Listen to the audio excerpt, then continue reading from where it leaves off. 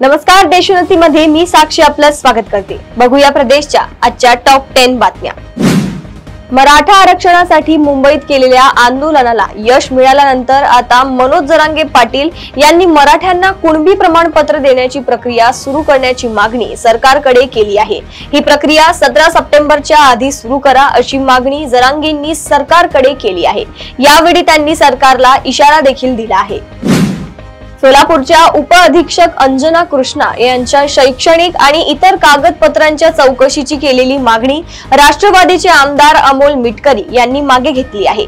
X वर post लिहून ती माझी वैयक्तिक भूमिका होती असे मिटकरी यांनी जाहीर केले होते। रविवारी पक्षाकडून हा विषय संपल्याचा दावा केला जात असतानाच पक्षाच्या महिला नेत्या रुपाली पाटील ठोंबरे यांनी मात्र त्या उपअधीक्षकांना कोर्टात खेचून दाखवून देऊ असा जाहीर इशारा समाज माध्यमातून दिला आहे। वयोवृद्ध सासूच्या त्रासासह नेहमीच्या टोमण्यांना त्रासून सुनेने तिचा गळा आवळून खून केल्याची घटना देवळाली कॅम्प पोलीस ठाण्याच्या मागील बाजूस असलेल्या आडके नगरात घडली। सुनेने गळा आवळल्याने बेशुद्ध झालेल्या सासूवर रुग्णालयात उपचार सुरू असताना त्यांचा मृत्यू झाला। छत्रपती शिवाजी महाराजांच्या पुतळ्याला फुले वाहत असतानाचे मुख्यमंत्री देवेंद्र फडणवीस यांचे छायाचित्र शनिवारी विविध वृत्तपत्रांच्या पहिल्या पानावर जाहिरातीतून प्रसिद्ध झाले। या जाहिरातींमध्ये दोन्ही उपमुख्यमंत्री एकनाथ शिंदे आणि अजित पवार यांची मात्र दखल घेतलेली नाही। मराठा आंदोलनाच्या निमित्ताने देवेंद्र फडणवीस यांना एकटे पाडल्यामुळेच या जाहिरातींच्या माध्यमातून त्या दोघांना दणका दिल्याची चर्चा सुरू झाली आहे।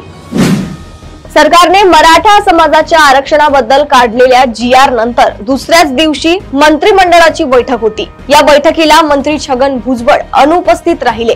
ओबीसी मधून मराठा समाजाला आरक्षण दिल्याने छगन भुजबळ नाराज असल्याचे सातत्याने सांगितले जात आहे।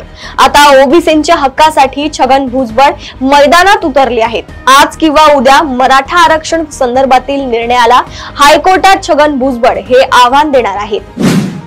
महाराष्ट्रातील शेतकऱ्यांच्या आत्महत्या रोखण्यासाठी सरकारच्या वतीने एक दिलासादायक पाऊल उचलण्यात आले आहे।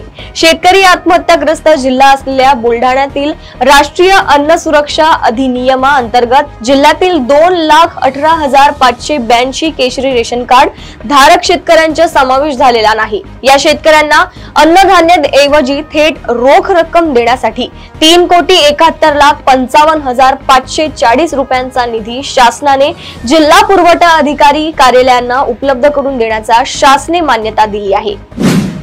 दिवाळी आणि छठ पूजेसाठी प्रवाशांच्या गर्दीचे व्यवस्थापन करण्यासाठी मध्य रेल्वेने 944 आरक्षित आणि अनारक्षित विशेष गाड्या सोडण्यात येणार आहे। मुंबई, पुणे, कोल्हापूर, नागपूर विभागातील कोल्हापूर, सावंतवाडीसह दक्षिण आणि उत्तर भारतातील विविध शहरांमध्ये सोडण्यात येणार आहेत।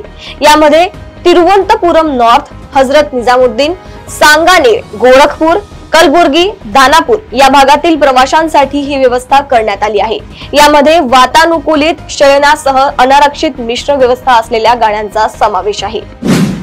मुंबईतील प्रसिद्ध लालबागचा राजाच्या विसर्जनात यंदा प्रथमच अडथळे आले। अनंत चतुर्दशीच्या दुसऱ्या दिवशी रात्री 9:30 वाजता लालबाग राजाचे विसर्जन झाले।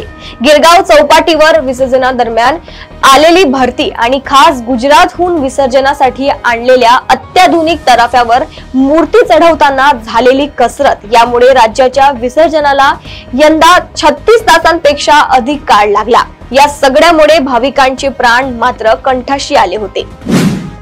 यंदाचा गणेशोत्सव महामेट्रोला भरभराटीचा ठरला आहे। महामेट्रोने गणेशोत्सव काळात प्रवाशांची आणि आर्थिक उत्पन्नाची विक्रमी नोंद केली। गणेशोत्सवात सर्वाधिक 37,16,512 प्रवाशांनी मेट्रोने प्रवास केला।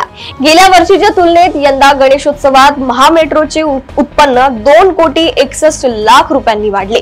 गणेशोत्सव काळात महामेट्रोला 5,67 कोटी रुपयांचे विक्रमी उत्पन्न मिळवले असून गेल्या वर्षी 3,05 कोटी रुपये उत्पन्न मिळवले होते।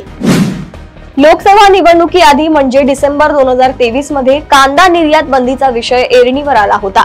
तेव्हा केंद्र सरकारने अकस्मात लागू केलेल्या कांदा निर्यात बंदीचे तीव्र पडसाद स्थानिक पातळीवर उमटत होते। या निर्णयाविरोधात राष्ट्रवादी शरद पवार गटातर्फे मुंबई आग्रा राष्ट्रीय महामार्गावर चांदवड येथे आयोजित रास्ता रोको आंदोलनात खुद शरद पवार हे सहभागी झाले होते।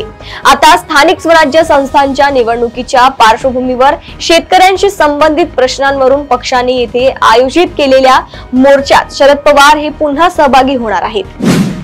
प्रदेशातील अशाच टॉप 10 बातम्या जाणून घेण्यासाठी बघत रहा देशोन्नती। नमस्कार।